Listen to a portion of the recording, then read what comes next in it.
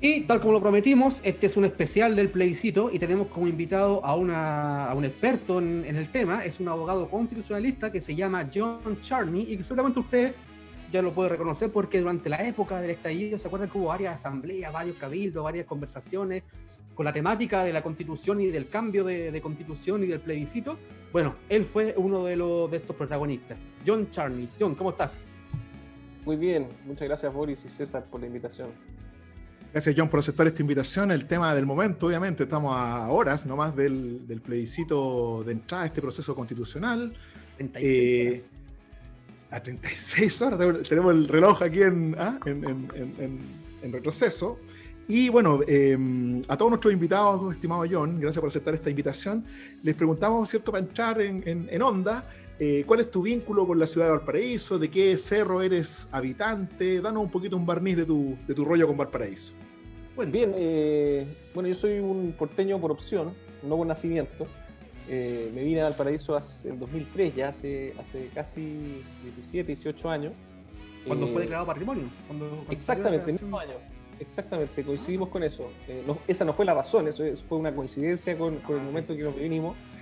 Y en esa época estuvimos con mi mujer 4 años en Valparaíso, después nos fuimos al extranjero, estuvimos 7 años fuera, y en 2015 volvimos a Valparaíso. Tuvimos la suerte, bueno, mientras estuvimos afuera, nuestro deseo era volver a Chile, pero volver a Valparaíso, no volver a ninguna otra ciudad.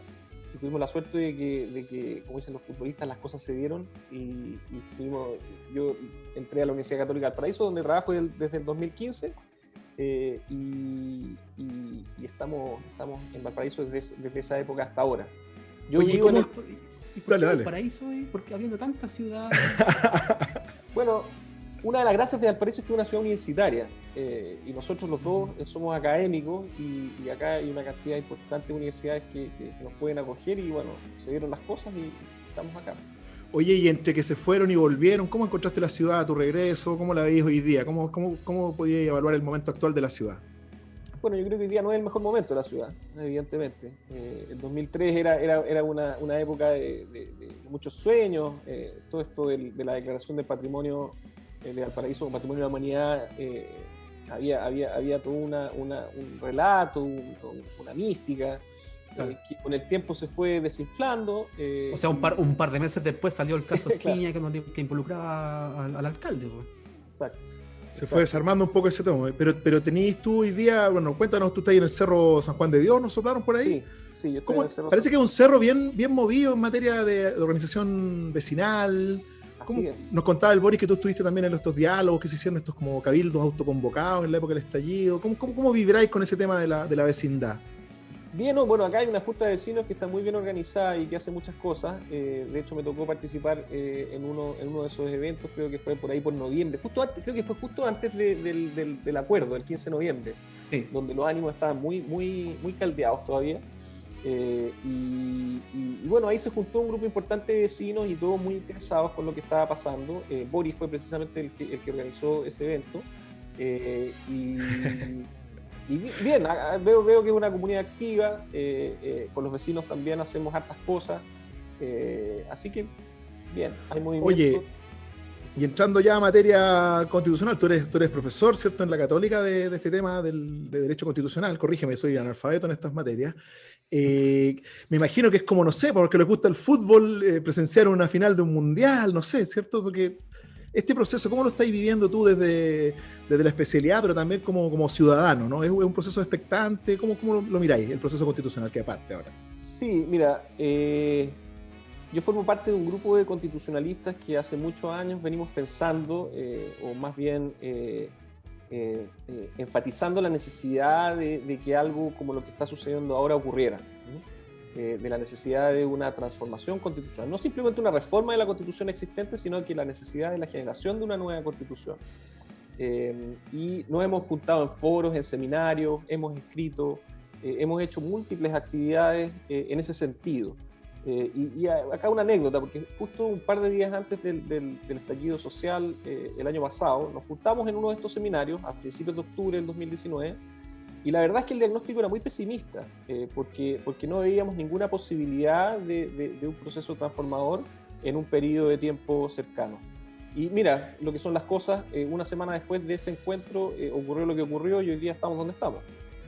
Oye, y siguiendo ese mismo hilo, digamos, temporal, ¿qué te parece que esto haya emergido desde un proceso, ¿cierto?, de efervescencia social? Porque finalmente, digamos, no hay que ser ingenuo tampoco, no estaríamos hablando hoy día probablemente si es que no hubiese habido esta movilización a nivel nacional, ¿cierto? Inédita, por lo menos a mí yo no recordaba un fenómeno así.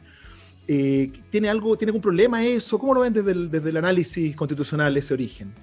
Mira, yo creo que uno acá solamente puede mirar la experiencia, nuestra propia experiencia en los últimos años a propósito de este tipo de cuestiones. Hace no mucho tiempo, el año 2015, Michelle Bachelet, cumpliendo con su programa de gobierno, decidió iniciar un proceso constituyente que fue iniciado, bueno, desde las cúpulas, desde arriba, ¿no? Fue un proyecto del gobierno de Michelle Bachelet, se hizo, recuerdan ustedes, una serie de conversatorios que estaban guiados por un conjunto de preguntas que venían redactadas del propio gobierno. Después toda esa información se reunió y el propio gobierno decidió, a partir de esa información, redactar un proyecto de reforma constitucional y la presentó en el Parlamento. Como en los descuentos, sí fue, ¿no? Como que fue en la última jugada, así como bien simbólico, ¿no? Si mal no recuerdo, ahí le quedó como traspasado la responsabilidad al siguiente gobierno, que es el de Piñera de ahora, ¿cierto? Y habían como 4 alternativas, una era como mantener la Constitución, Asamblea Constituyente, habían como, no recuerdo otras más, y eso quedó como en el aire, flotando, bueno, y le reventó en la cara. Exactamente, eso quedó en el aire, y a la pregunta de César, yo creo que ese es un buen contraste en relación a los procesos que vienen desde arriba, con los procesos que se gestan desde abajo, ¿no? El proceso, mi diagnóstico es que el proceso de Bachelet, entre otras cosas, fracasó precisamente por eso, ¿no? Porque no hubo una movilización ciudadana que significara o que produjera una crisis de la envergadura que se produjo y que llevara a la necesidad de iniciar un proceso de esta naturaleza. Por ahí se dice que... Dale. Perdón, dale nomás, John. En la época en que Bachelet inició este proceso, muchos decían que este proceso no correspondía a hacerse porque no estábamos en una época de crisis, ¿ah? Que los procesos constitucionales solamente pueden producirse en una crisis. Bueno, ahora estamos en una crisis. Pero he escuchado el comentario en el sentido contrario ahora, que parece que no es bueno hacerlo en una crisis. Bueno, claro. No les gusta nunca. Es fácil mirar las cosas desde distintas perspectivas cuando conviene. Correcto. Uno escucha mucho ese lugar común que condena la violencia venga de donde venga. ¿Tú crees que el proceso que estamos viendo actualmente hubiese sido posible si no hubiese habido violencia? Bueno, es una pregunta difícil por el significado de la violencia, ¿no? Yo estoy convencido de que la violencia es improductiva, ¿no? en el sentido de que la violencia en términos políticos no conduce a nada, ¿no? Es infértil. Pero sin embargo, y por ahí, bueno, muchos han citado a Marx a propósito de la relación que existe entre la violencia y la creación de un nuevo orden institucional, y han dicho que desde la perspectiva de Marx la violencia es una cosa así como la partera de un proceso nuevo, ¿no? Pero más bien lo que Marx decía es que la violencia son los dolores que preceden al parto. ¿Ah? Correcto. Porque la violencia no gesta nada, la violencia no genera nada, pero la crisis y todo lo que está asociado a la crisis, bueno, es un antecedente necesario para que se produzcan procesos de la envergadura del que se está produciendo.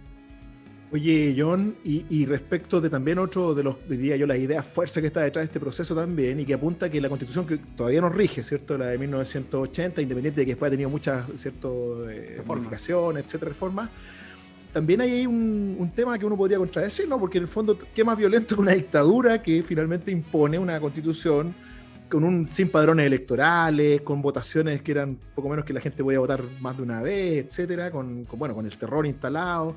Es también la oportunidad de sacarnos de encima esa mochila, ¿no? De que estamos regidos por unas normas que finalmente son espurias en su origen, ¿no?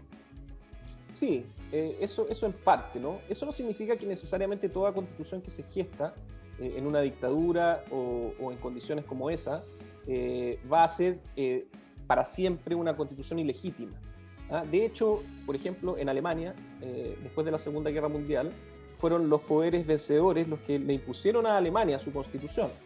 Lo mismo sucedió con Japón, lo mismo sucedió, algo parecido, ha sucedido en tantos otros lugares, ¿cierto?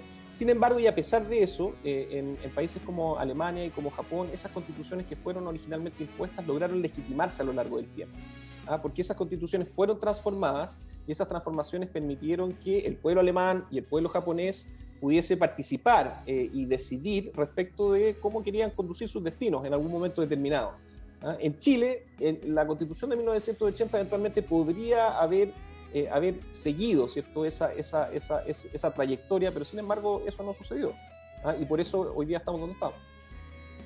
Y en ese tema de este cambio, ¿cierto?, en que estamos embarcados hoy día, ¿qué tanto es también una reacción de crítica o de rechazo a una desafección de los ciudadanos comunes y corrientes con el mundo de la política, ¿no? También se está buscando cambiar esa relación entre los ciudadanos y el poder político tradicional, ¿cierto? Han surgido muchas críticas, de hecho no es casual, creo yo, que en las imágenes que uno ve del principio del estallido, ¿cierto?, no había banderas acá partidistas, no había, digamos, un liderazgo tampoco, ¿no? También tuvo un origen medio caótico.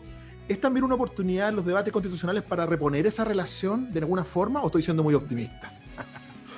Bueno, esto es entre otras cosas, una gran crisis de representatividad, ¿no? Hoy día una de las instituciones peor evaluadas es el Congreso Nacional y junto con ello los partidos políticos.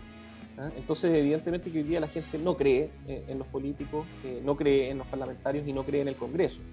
Entre otras cosas, uno puede explicar eso también en nuestra propia Constitución, porque la Constitución, uno de los problemas de la Constitución es que establece una barrera casi infranqueable que impide que muchas de las demandas ciudadanas puedan canalizarse por la vía institucional. Entonces, al final uno siempre termina, tiene que culpar a alguien, ¿cierto? Y quienes son los culpables, ¿cierto?, terminan siendo los políticos. No es que los políticos no tengan ninguna culpa, por supuesto que evidentemente también la tienen, ¿cierto? Pero el sistema institucional también contribuye a que no se puedan hacer las cosas que se deben hacer y que muchas veces se reclama que se hagan. Sí, pero al final si los políticos están ahí es porque alguien los votó, ¿no? Sería como... Bueno, y ahí hay una buena pregunta, porque la pregunta es si es que nosotros podemos hablar de una democracia plena solo cuando votamos a nuestros representantes. Una vez cada 4 años. Y una vez cada 4 años, ¿cierto? Pareciera que debieran cumplirse una serie de otras condiciones adicionales para que una democracia sea efectivamente plena, ¿cierto? Es como decir que somos solidarios porque tenemos Teletón una vez al año. Ejemplo. Oye, pero también es un deporte muy fácil, ¿cierto? Tirarle palo a los políticos, pero porque es un deporte nacional y tampoco tiene mucho costo, ¿no? O sea, disparar a la bandada también es como fácil. Pero quisiera saber si tú lo ves desde ese punto de vista, no en el detalle político, partidista, pero sí, si esto también fue una oportunidad, porque yo me acuerdo clarito, para ir por el 15 de noviembre, no me acuerdo bien de la fecha Esto era una olla a presión que prácticamente todos nos miramos y no sabíamos dónde esto iba a ocurrir. Me acuerdo clarito un día que hubo movilizaciones acá de tropas cerca de la Plaza Sotomayor, y ese día el dólar iba a 800 y tanto, y Piñera no hablaba, y estábamos todos como medio estresados, bastante estresados, y se abre esta puerta que es un acuerdo que recibió críticas, que cierto, hasta el día de hoy mucha gente como que toma cierta distancia, sospechas hay ahí, ¿no?, de la cocina, etcétera. ¿Crees tú, desde el punto de vista también de la cosa constitucional, que ese origen puede ser también una oportunidad para darle un canal a esto, ¿no? Que no sea con llamas ni con antorchas, sino que esa puerta que abrió el mundo político finalmente va a tener legitimidad? ¿La gente, crees tú, que se va a sumar a este camino? Sí, mira, acá yo creo que el proceso constituyente ofrece una serie, no sé si de garantías, pero al menos de elementos que nos permiten presagiar que la constitución que salga de esa convención, cualquiera que ella sea, va a ser una constitución que va a tener algún grado de legitimidad. Y hay varios motivos, voy a mencionarlos muy rápidamente. En primer lugar, va a ser la ciudadanía en su conjunto la que va a decidir si es que quiere o no quiere una nueva constitución. Además de eso, va a decidir cuál es el mecanismo a través del cual esa constitución se va a redactar. Una convención constituyente compuesta en un 100% por convencionales elegidos democráticamente, o una convención mixta que es 50% por parlamentarios o 50% por representantes elegidos directamente. En segundo lugar, las decisiones que se adopten en la convención van a ser adoptadas por dos tercios de los miembros de esa convención. Y eso significa que las decisiones que allí se adopten van a ser la consecuencia o el producto de grandes acuerdos. Por lo tanto, lo que vaya en esa constitución va a representar en una buena medida a buena parte de la ciudadanía. En tercer lugar, y con esto termino, al final del proceso va a haber un nuevo plebiscito donde la ciudadanía nuevamente va a poder decidir si es que acepta o no acepta esa constitución como la nueva constitución de este país. Entonces, hay varios hitos dentro de este proceso que le dan mucha participación a la ciudadanía y que por lo tanto son garantía o al menos un incentivo importante para poder decir que esa constitución va a ser una constitución legítima. Oye, acá hay, esto de la historia de Chile.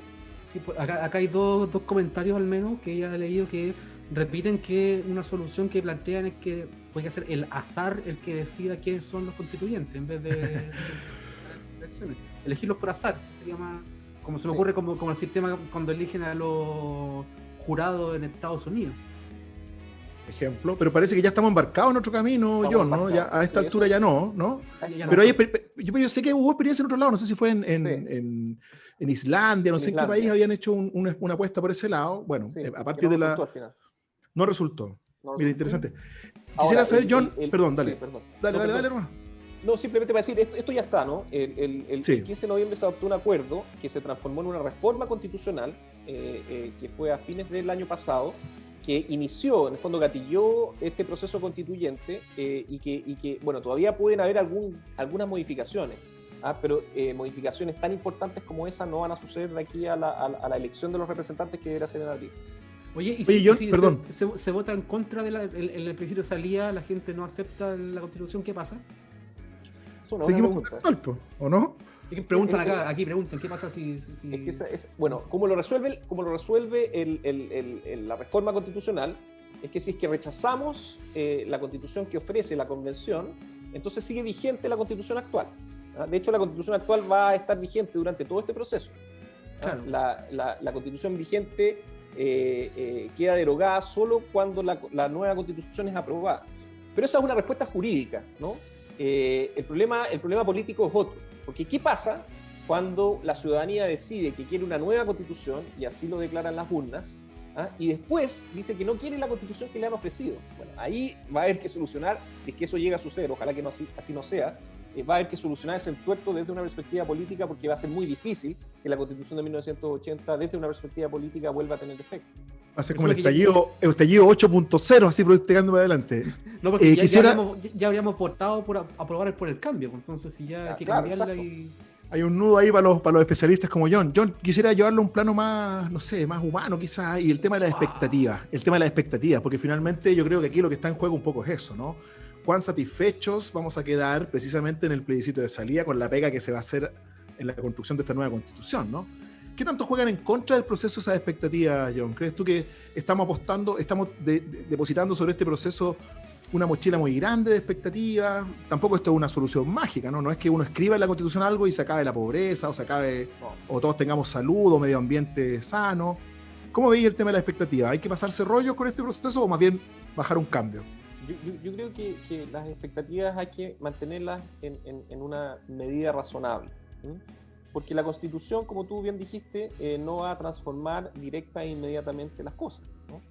La Constitución es un punto de partida, ¿no? La Constitución es la carta que nos permite definir cómo en el futuro vamos a resolver nuestras diferencias, ¿no? La Constitución es la que organiza al poder político, ¿no? Y define las reglas del juego en materia política, ¿no? Y por lo tanto, una Constitución que da espacio a la ciudadanía, por ejemplo, para que a través de sus decisiones el poder político pueda ir canalizándoles y dándoles forma. Cuando una constitución está abierta a los procesos democráticos, entonces uno tiene que estar debidamente esperanzado de que esos procesos van a poder canalizarse debidamente, ¿cierto? Y en ese sentido hay que tener expectativas, porque la constitución actual es una constitución que cierra, que establece muchas trabas a la voluntad democrática de poder lograr ciertas cuestiones, ¿cierto? Entonces yo creo que hay que mantener un nivel más o menos razonable de expectativa. Pero por ejemplo han aparecido temas, no sé, agua, ¿no? Salud, vivienda, educación. ¿La Constitución finalmente puede meterse en esos temas? No sé, desde la ignorancia lo digo, ¿no? O sea, podríamos pensar, por ejemplo, que una nueva Constitución nos permitiría, por ejemplo, dejar de ser, creo que el único país de todo el mundo en que tiene los recursos hídricos privatizados. No sé si eso es tan cierto en realidad, lo repito un poco como lo he escuchado, pero por ese lado, ¿podemos esperar cosas así de concretas, ¿no? Que volvamos a recuperar Ya. Sí, y en materia de educación, por ejemplo, salud, vivienda. También. Derechos sociales. Mira, para explicar un poco cómo funciona la Constitución en relación al resto del ordenamiento jurídico, al resto del sistema, la Constitución es un texto muy breve, que establece cuestiones muy generales. Y bueno, el propósito de eso es que de alguna manera todos, independiente de nuestras diferencias políticas, podamos sentirnos identificados con lo que la Constitución dice. Después esa Constitución tiene que ser llenada de contenido en distintas materias, porque la Constitución va a dar las bases generales de lo que va a ser el derecho a la educación, de la previsión social, de cómo se va a regular el agua y muchas otras cosas, pero la Constitución no va a establecer el detalle de esas cuestiones. Entonces, pero establece el marco. Establece el marco, ¿cierto? Entonces, cómo ese marco esté establecido en la Constitución va a definir lo que viene después. Y por eso es que hay que mirar la Constitución, o las expectativas tienen que estar centradas en el proceso que viene después de la Constitución, porque ahí es donde eventualmente se puede producir una reconstrucción de lo que existe actualmente.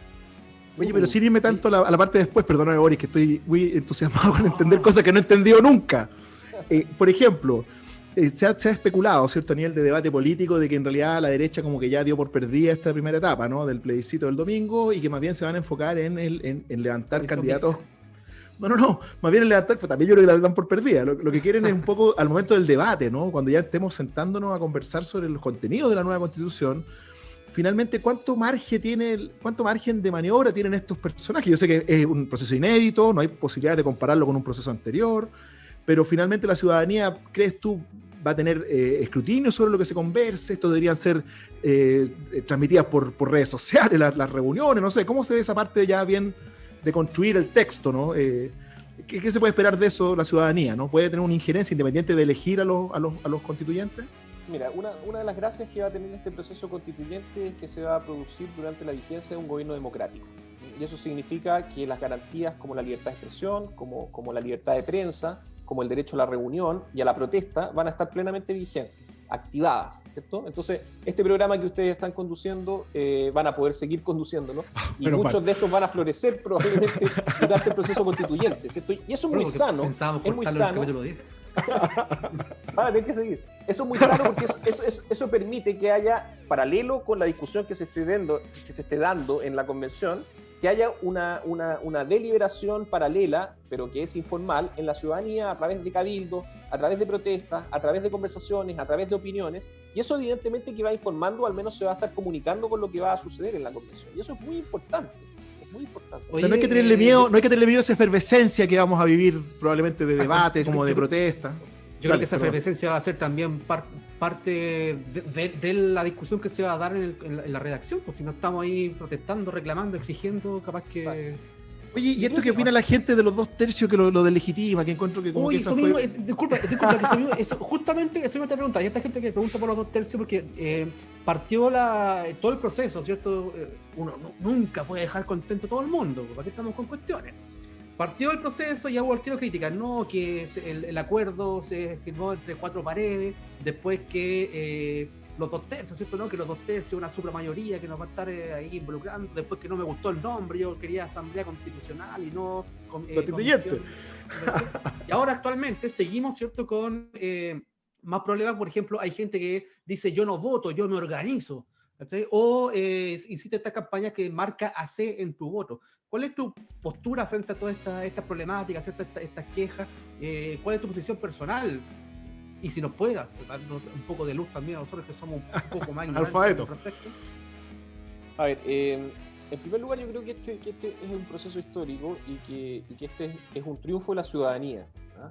El acuerdo que se adoptó el 15 de noviembre, si bien fue un acuerdo suscrito por los partidos políticos, fue un acuerdo completamente inédito en los últimos 30 años de la democracia chilena, ¿cierto? ¿Por qué?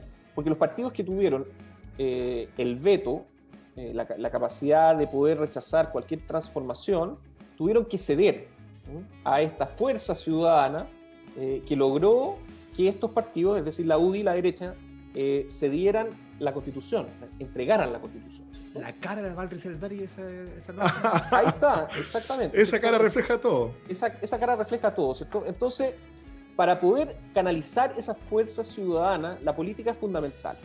Yo sé que la política está desprestigiada, yo sé que los partidos políticos están muy mal evaluados, pero estas crisis no pueden resolverse si es que no utilizamos los instrumentos de la política. Y los instrumentos de la política pasan necesariamente por el diálogo, por la conversación y también, aunque no nos guste, por la negociación. Porque acá hay distintos sectores que están involucrados. Y en ese sentido, yo creo que no hay que tenerle miedo, a propósito de la pregunta de César, a este proceso. A lo que hay que tenerle miedo es a la falta de diálogo, a la falta de la política. Y cuando eso falta, lo que viene es la violencia. La violencia es el opuesto de la política, de la capacidad de actuar en conjunto. Entonces es un proceso que nos permite hacer eso. Y parece que también nos va a permitir madurar un poco, ¿no? Esto de ponernos de acuerdo también. Pues en el fondo, si miráis los 2/3 del lado de la queja, obviamente es como una tranza, ¿no? Pero si lo miráis por el lado un poco del sentido común, qué bien también ponerse de acuerdo en las cosas básicas, ¿no? En los detalles no. Oye, quiero invitarte, John, si te parece, a que vayamos a una sección también que tenemos aquí todos los días viernes, en que ponemos aprietos a nuestros invitados con preguntas muy complicadas, muy sobre la especialidad de cada uno. Preguntamos de cine, de comida a los invitados, y como tú eres de esta especialidad de la cosa constitucional, no podíamos ausentarnos de una pregunta difícil, así es que cuando quiera nuestro director Diego... Ojo que nuestros espectadores ya han tenido durante toda esta transmisión la pregunta abajo, también puede participar. Vamos a comparar si la achuntan o no. Así que John, no sé si alcanzáis a ver ahí la pregunta, te la voy a leer yo aquí a todo pulmón, y dice: ¿cuándo fue, mes y año, esto no es al lote, ¿cuándo fue con mes y año la primera vez que funcionó el Congreso en Valparaíso? Mira las 3 alternativas que te voy a dar. A, junio de 1828, julio de 1948 y marzo de 1990. Lúcete, John. Voy a responder la alternativa A, junio de 1828. ¿Tan seguro? Así, de buena primera. Y ahí está, correcto. Muy bien, John. ¿En marzo proceso? No, compañero, cáchate. El 2 de junio de 1828 se inauguró por primera vez las sesiones del Congreso aquí en Valparaíso para precisamente redactar una nueva constitución. Fue aquí, detrás de la Iglesia de la Matriz, en la calle Severín, Santiago Severín número 10, donde hoy día se está construyendo, ojalá luego, el nuevo Centro Interdisciplinario de Neurociencia de la Universidad de Valparaíso. Y cáchate que 162 años después, efectivamente en 1990 volvió el Congreso a Valparaíso. Última pregunta ahora sí, John. Perdón, dale, perdón. Y en 1828 se vino el Congreso para redactar una constitución. Así es. Ahí tenéis, por eso sabía la respuesta yo. Tuvimos proceso constituyente acá, un par de cuadras, hace ahí yo soy malo para los números. No me pilles, no, y también aquí no vamos a sacar nunca el años, una cosa así. Correcto. Mira, Valparaíso marcándola también. 198 años. 198. Qué buena. Valparaíso siempre llevándola. Y la última pregunta, John, y con esto te queremos liberar y agradecer también tu tiempo y tu buena onda para poder conversar con nosotros de este tema, que a veces es medio denso, pero que hay que acercarlo. Si te tuviéramos que pedir una opinión respecto de, o una visión más bien, ¿no? De cómo visualizas tú Valparaíso el futuro, cómo te gustaría verlo, más bien en el plano de los deseos, ¿no? No pongamos pesimistas, ¿no? Soñemos con un Valparaíso para adelante. ¿Cómo lo verías tú desde tu perspectiva, ese Valparaíso esperable? Bueno, este es un tiempo difícil para soñar, ¿no? Porque la verdad es que los últimos meses han impactado de manera muy dura a Valparaíso. El periodo que me ha tocado vivir a mí, esta ha sido la época más difícil. Si uno recorre las calles de Valparaíso se da cuenta de eso.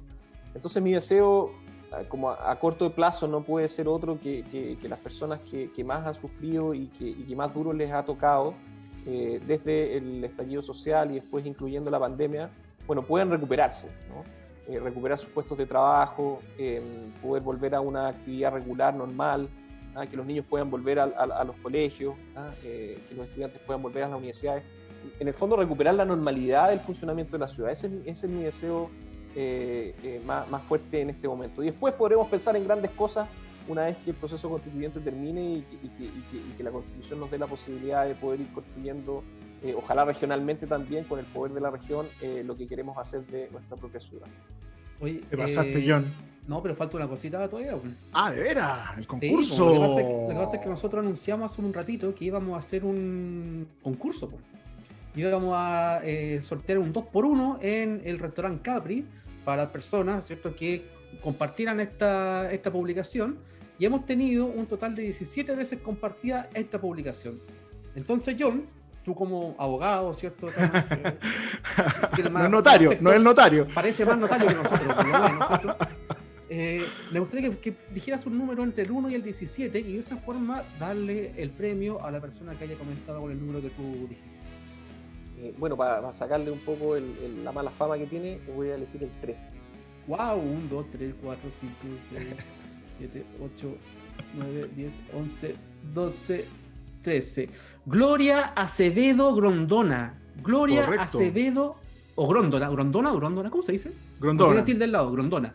Gloria, bueno, está aquí porque después se me olvidar. Gloria Sí, sí. Acevedo Grondona. Correcto. ¿Cómo lo hacemos? Ahí lo vemos por interno, ahí hacemos la conexión. Ya. Quiero ayudar a despedir ahora a John, te pasaste. Oye, estuvo súper buena la Y aprendí conversación. mucho hoy día.